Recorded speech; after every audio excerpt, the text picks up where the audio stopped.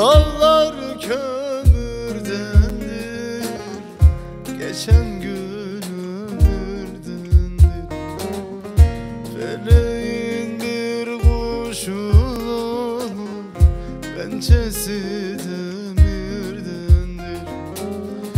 Feleğin bir kuşu var, pençesi demirdendir. Hadi Leylim Leylalım, ben yoluna kurbanım.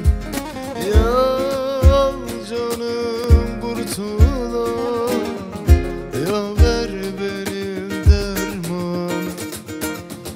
Hadi Leylim Leylalım, ben yoluna kurbanım.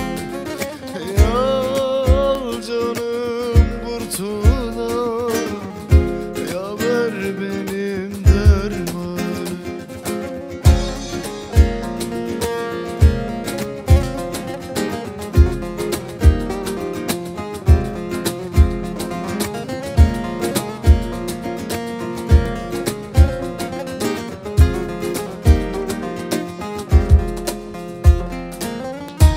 Bu yol pasine gider, döner tersine gider. Bu yol pasine gider, döner tersine gider.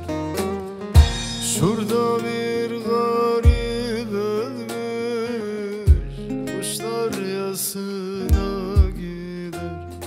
Şurada bir garip ölmüş, kuşlar yasına gider.